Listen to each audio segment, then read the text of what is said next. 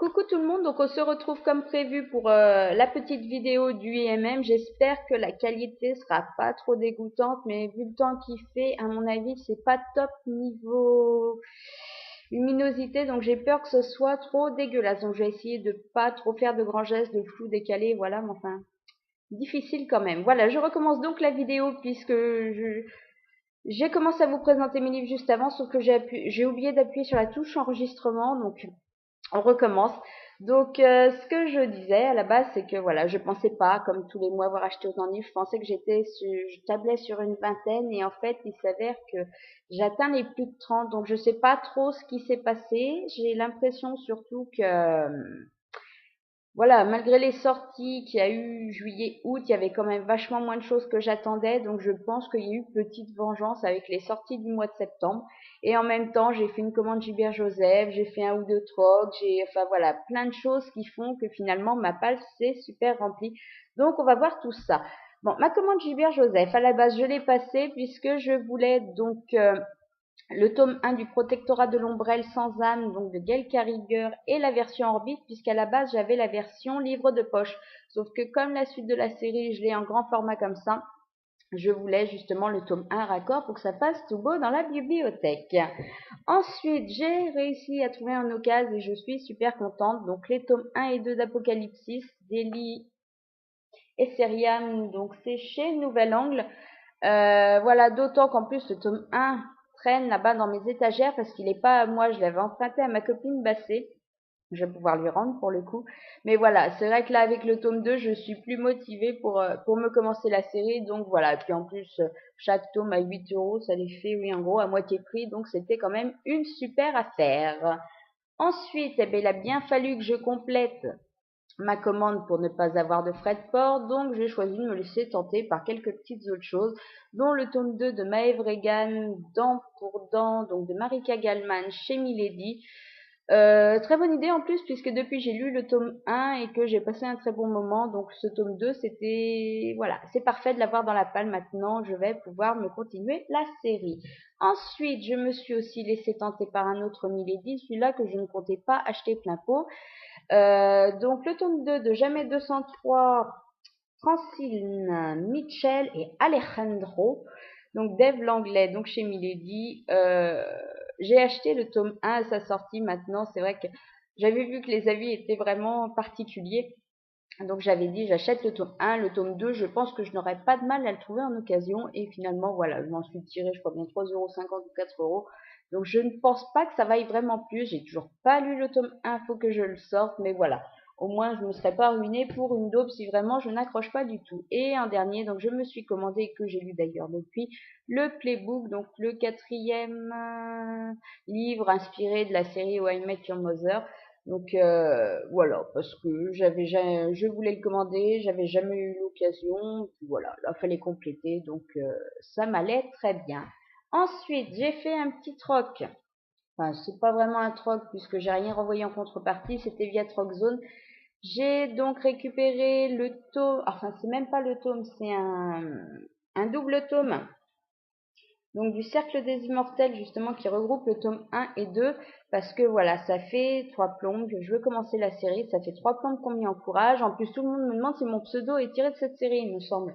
Donc ce qui n'est pas du tout le cas. Maintenant justement c'est l'occasion de tenter, puis je me suis dit là au moins, surtout que le tome 1 apparemment est très très moyen, enfin il y a vraiment pas de bons avis dessus, alors que voilà, il y a des gens qui ont beaucoup adoré, enfin qui ont vachement adhéré par la suite, mais qui n'ont pas du tout adhéré au tome 1.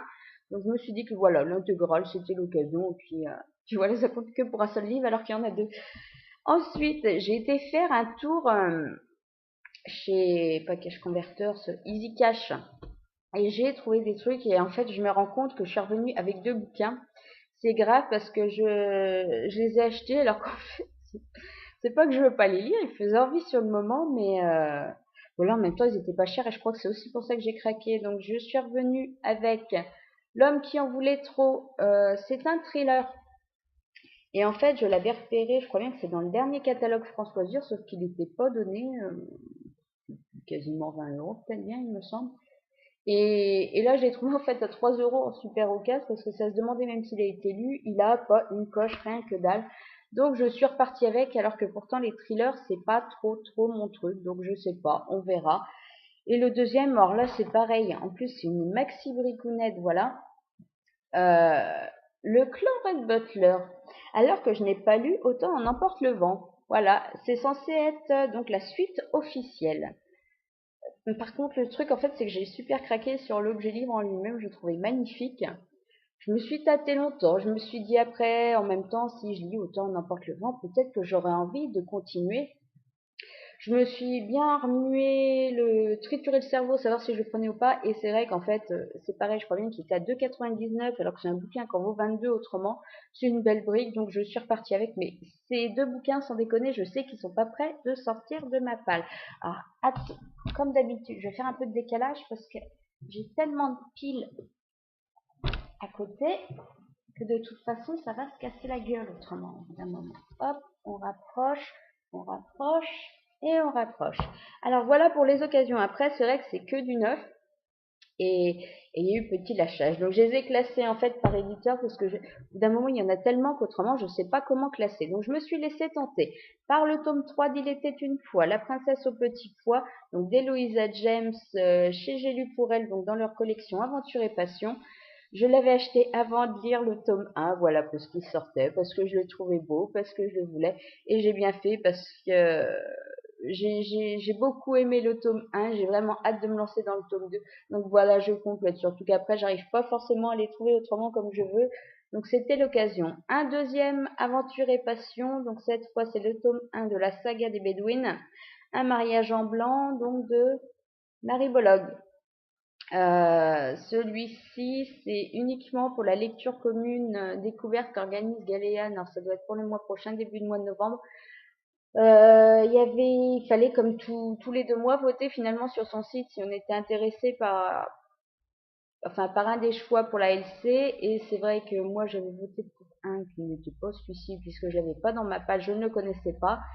C'est celui-ci qui a été retenu, j'en ai lu le résumé, ça m'a bien inspiré et pour le coup j'avais vachement envie de le découvrir, d'autant qu'en plus il est super bien coté, donc il a rejoint ma palle et en plus il est tout beau. Ensuite, toujours chez J'ai lu, mais alors cette fois, bah si, c'est J'ai lu pour elle aussi, le tome 8 des Highlanders de Karen Marie Moning. À chaque fois je bouffe la moitié des mots, c'est impressionnant. Donc aux portes du son, je vois la l'inédit, enfin bon, j'en suis toujours rendue, il faut que je lise le tome 3, j'ai lu le 6 parce que j'avais l'ancienne édition, c'est un petit peu le bordel cette série, mais voilà, là on est dans l'inédit, donc je complète au fur et à mesure parce que maintenant de toute façon il en reste pas beaucoup. Donc par contre le fait d'avoir ce nouveau dans ma palle, c'est vrai que j'ai envie de continuer la série pour y arriver assez vite. Et le dernier de chez J'ai lu, alors ben voilà, un incontournable, tome 3 de la série Crossfire, donc Enlace-moi de Sylvia Day. Je voulais le lire très vite et puis comme à chaque fois, c'est vrai qu'il y a d'autres trucs qui se calent avant. En plus, j'ai vu des avis un petit peu plus mitigés. Ça m'empêchera pas du tout de le lire. J'ai vraiment envie de me faire mon opinion dessus et tout, mais c'est vrai que ben, sur le moment, c'est pas ce qui m'a fait le plus envie. J'ai envie de romance en ce moment, pas forcément de romance sur le long terme sur plusieurs tomes, voilà. C'est pour ça que les petits aventures et passions me vont très bien pour ça. L'histoire est réglée en un tome, donc c'est vrai que la replonger dedans. Maintenant, j'ai encore tout frais en tête, donc je sais que de toute façon, il sera pas long à sortir de ma palle. Ensuite, on passe chez Nathan, donc j'ai reçu forcément le tome 2 de Never Sky, donc Heather Dark, de Veronica Rossi. Euh, j'ai super hâte de m'y mettre. Normalement, je l'attaque d'ici quelques jours. Parce que voilà, bon, le souci c'est que ça fait 1 an que j'ai lu le tome 1, mais comme la plupart du monde, je crois. Hein. Et c'est vrai que j'ai un petit peu de mal à remettre. Maintenant, il passe, le début est très bien fait parce que voilà, il commence par un résumé du tome 1. Donc ça, c'est juste génial et je trouve que c'est dommage que ce soit pas fait plus souvent parce que je sais que Divergent, j'avais été obligée de me relire carrément le tome 1 parce que je n'avais plus rien en tête. Les morts ou quoi que ce soit, je n'en savais plus rien. Donc c'est vrai que ça, c'est emmerdant quand même si dès qu'on veut se faire un tome 2, on est obligé de se relire le tome 1 avant. Ensuite, j'ai reçu aussi donc Réseau, le tome 1 de Vincent Vimino, toujours chez Nathan. J'ai hâte de le découvrir aussi parce que voilà, j'ai beaucoup aimé pour l'instant ce que j'ai découvert de l'auteur. Maintenant, là c'est pareil, il y a de l'excellence sur ce livre et il y a des gens qui n'ont pas du tout adhéré. Maintenant, c'est une belle bricounette parce que c'est pas écrit non plus super gros et il fait quand même plus de 400 pages. Ah oui, non, non. Qu'est-ce que c'est à la fin? Que je tombe pas sur des trucs qui vont me spoiler, c'est pas possible. Non, c'est de la pub. Ah, c'est le début d'Instinct. Bon, bah, de toute façon, j'ai lu la série, donc voilà. Donc, c'est pareil. Il faut que je trouve un petit moment pour le caser, mais ça a l'air bien différent de ce que j'ai l'habitude de lire, donc ça pourrait être très sympa si j'adhère. Ensuite, alors ça, c'est pareil, il est arrivé alors que je suis pas à jour dans la saga. Le tome 6, c'est ça, oui, de Time Riders. Donc, Les Brumes de Londres, d'Alex Caro.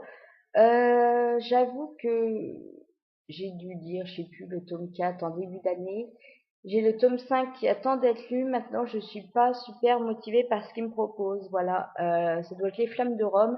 Alors que c'est vrai que l'univers ou quoi que ce soit, pourquoi pas. Maintenant, ça commence à me... J'ai un petit peu de mal avec la série à la longue. J'ai l'impression qu'on tourne un peu en boucle et que ça avance plus des masses. Et c'est vrai que le tome 5, l'environnement me donne pas super envie. Maintenant, c'est vrai que le 6, ben, on va tomber sur Jack l'Éventreur. Et je vois que le... Ouh, il a l'air plaisant celui d'après. Alors c'est qui? Le Capitaine Crochet? Le 7? Ah, bon, pas mis quelque part. C'est super joli. Ah, la mer des Caraïbes. Ouais, donc ça doit être ça.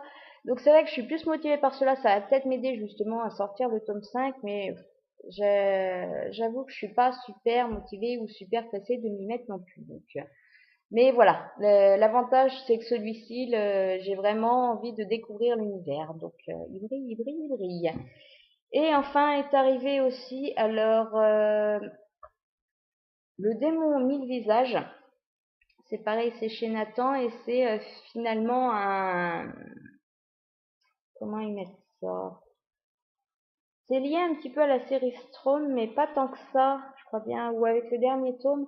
C'est une série que j'ai lue. J'ai lu la trilogie, mais c'est vrai que je me souviens pas du tout. Apparemment, c'est lié, c'est pour aider à vraiment finaliser le truc, alors que moi, je me souviens plus du tout comment ça finit, ce qui s'est passé. Je les ai lus très rapprochés, les 3 tomes, mais c'est vrai que depuis, j'ai lu énormément de trucs et j'ai plus de souvenirs. Donc voilà, bon, en même temps, celui-ci, il fait même pas 200 pages, c'est une petite lecture rapide, donc pourquoi pas. Et c'est vrai que si là aussi c'est bien fait, si ça commence par un résumé, je dis pourquoi pas.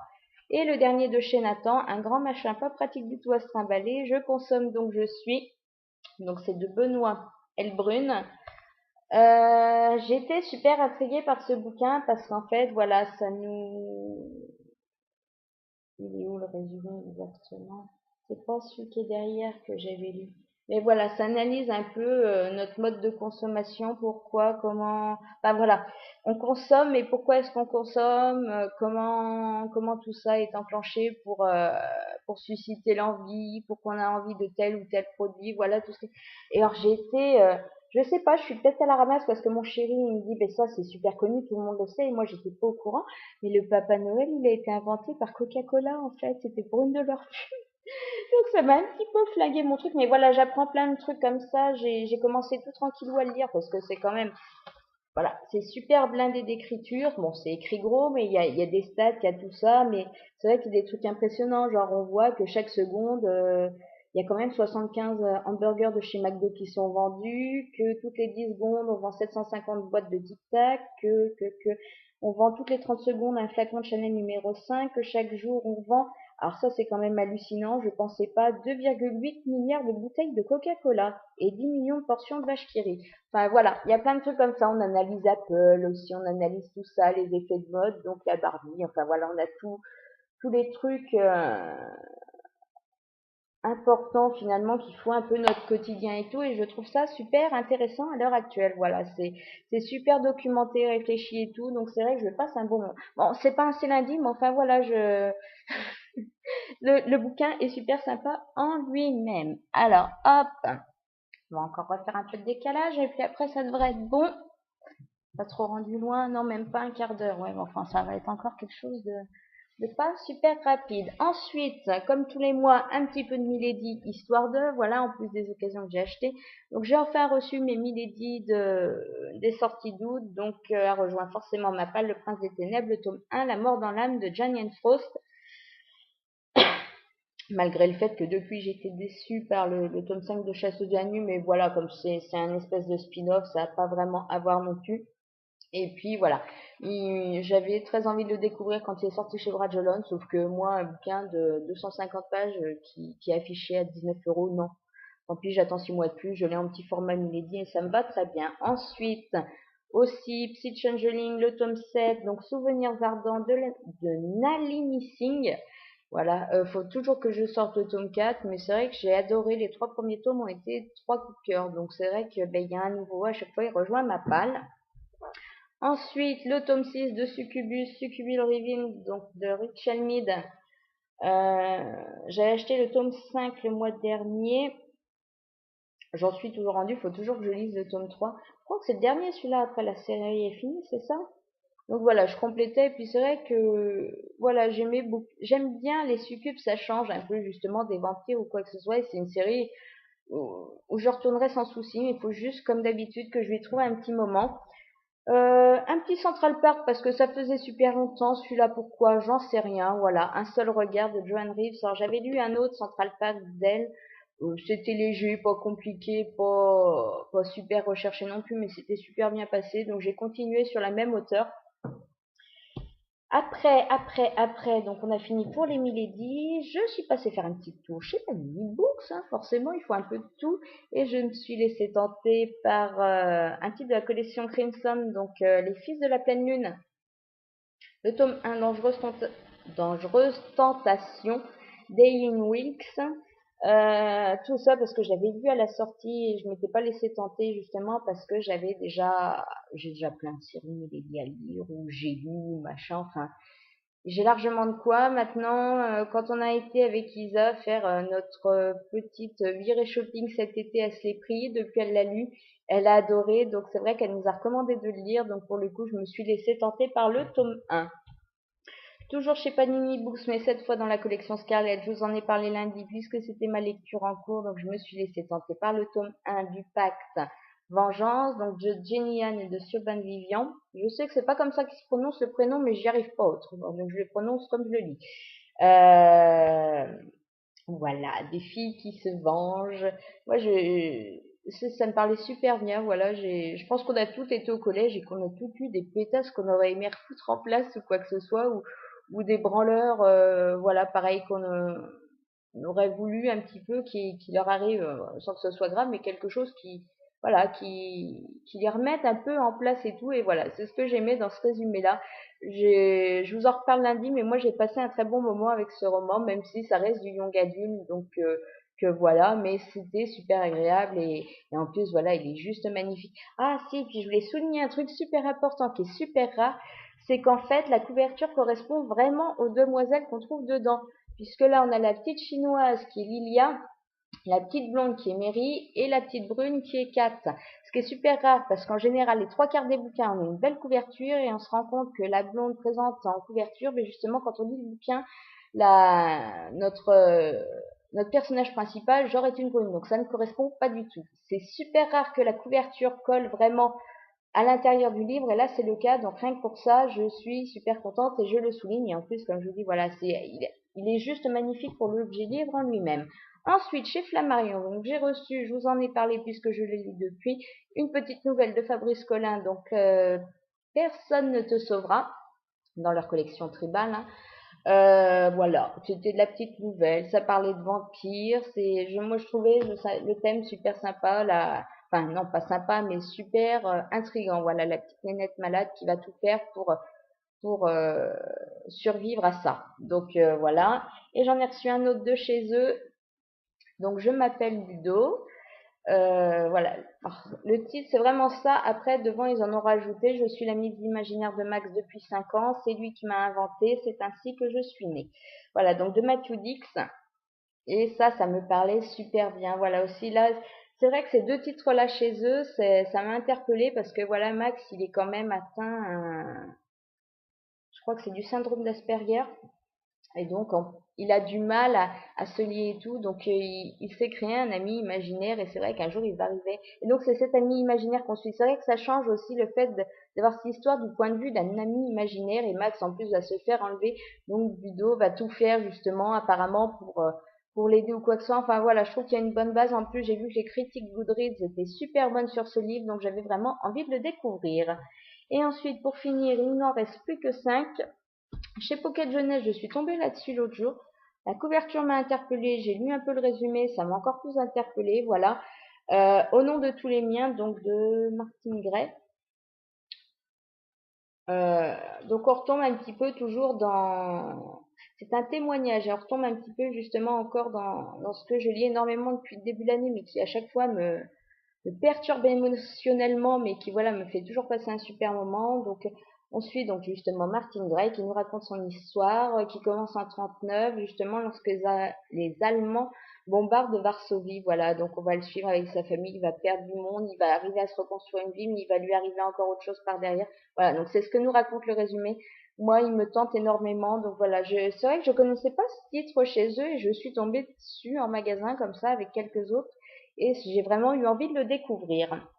Surtout, voilà, je crois bien que ça il coûte 6 euros ou un truc dans le genre. Dans le genre petit livre qu'on se trimballe, qui est sympa pour la bonne humeur ou quoi que ce soit, le nouveau Kinsella, donc sorti, enfin, oui, Madeleine Wickham. Oui, c'est vrai que la première édition, voilà, c'était sorti comme ça. Bon, maintenant, on sait tous que c'est Sophie Kinsella. Donc le cup, non, pas le Cupcake Club, pas du tout, le Cocktail Club, qui vient de sortir donc chez Pocket. Euh, Ça a l'air marrant, ça a l'air frais, un peu Sex and the City et tout genre, donc pourquoi pas. Je me laisse tenter sans souci. Je pense que voilà, au milieu de d'autres lectures plus lourdes ou plus conséquentes en volume, ça passera très bien. C'est léger, c'est voilà, c'est comme les petits Central Park, c'est des petites lectures qui s'intercalent et qui en général passent toujours bien. Ensuite, chez Harlequin, donc dans leur collection nocturne, forcément, le tome 9 des Seigneurs de l'Ombre, La Passion captive de Jenna Showalter. Enfin, le tome 9, Paris, va-t-il retrouver sa Sienna? Je peux vous dire tout de suite que oui, ça c'est clair, parce qu'autrement il n'y aurait pas de tome sur lui. Va-t-il conclure? On va nous faire croire que non, mais au final oui. Voilà, on l'attendait depuis tellement longtemps qu'en plus je vais... Ah, ouais, voilà, exactement. Non, non, général, je trouve pas les bouquins que je veux à côté, mais ce qui est quand même hallucinant, c'est que les Harlequins, en général, ils sont quasiment une semaine en avance sortis chez moi. C'est les seuls bouquins que je trouve en avance. Donc voilà, je suis repartie avec Paris. Ce qui m'emmerde profondément, c'est d'avoir jeu 35 ans, ou 50 ans, non, 35 ans Harlequin en haut. Franchement, j'ai pas besoin de ça. On a déjà la pub en carton en plein milieu.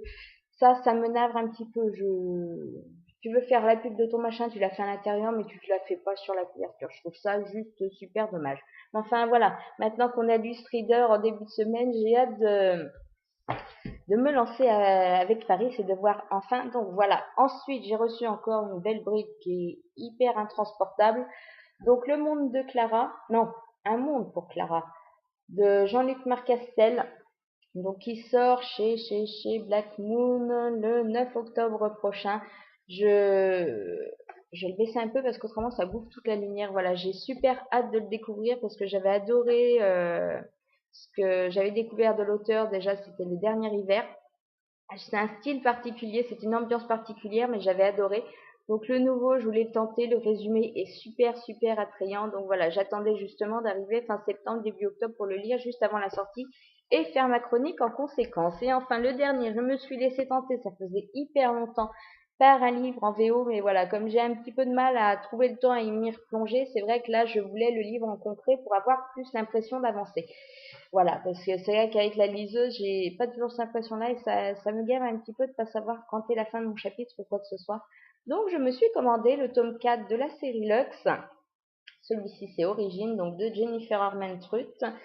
J'ai hâte de retrouver Katie et Damon, j'ai hâte de la fin du 3, oh là là, j'avais mon petit cœur qui était tout fendu, donc voilà. Et je voulais le lire, mais c'est vrai que là je suis un petit peu débordée en ce moment, puis j'avoue, même s'il y a des trucs un petit peu plus urgents, j'ai tendance à me laisser porter par vraiment d'autres trucs à côté. J'ai encore envie de dire ce que je veux et je fais encore ce que je veux. Je m'organise encore comme je veux, donc c'est vrai qu'il y en a d'autres qui attendent un peu plus. Celui-ci en fait partie, mais voilà. Euh, il sera lu sans trop traîner non plus parce que voilà, j'ai quand même hâte sur toutes les avis. Les filles ont de bons avis dessus, donc j'ai hâte de le découvrir aussi. Voilà, on a fait le tour. 31 livres, ça prend quand même pas mal de temps. Donc je vais pas continuer plus longtemps comme d'habitude. On va essayer de boucler assez vite. Je vous dis de toute façon, je vous souhaite surtout de passer un bon week-end. J'espère que vous aurez meilleur temps que moi parce que moi la pluie doit arriver ce soir. Et ça se voit, ça se couvre, ça se couvre. De toute façon, c'est pas grave, hein, je passerai le week-end à lire. À ce moment-là, on en profitera comme ça. Je vous dis à lundi. Je vous souhaite de bonnes découvertes livresques. Si vous avez des petits conseils sur tous les livres que je viens de vous montrer, voilà, des trucs qu'il faut que je lise en priorité dans le paquet ou quoi que ce soit, vous laissez un petit tout ça, ça fait toujours plaisir. Je suis ultra à la bourre pour répondre aux commentaires sur les anciennes vidéos. Je suis désolée, mais j'ai l'impression que je fais que gauche-droite entre tout et j'ai pas le temps. J'essaye de m'y mettre dans le week-end ou la semaine prochaine vraiment pour rattraper tout ce retard, mais voilà. Je lis quand même tous les coms, je suis super touchée par tous les petits messages et tout, mais c'est vrai que j'ai pas trop le temps d'y répondre en ce moment. Donc je vais essayer de régler ça vite. Voilà, je m'arrête là et je vous dis de toute façon à lundi.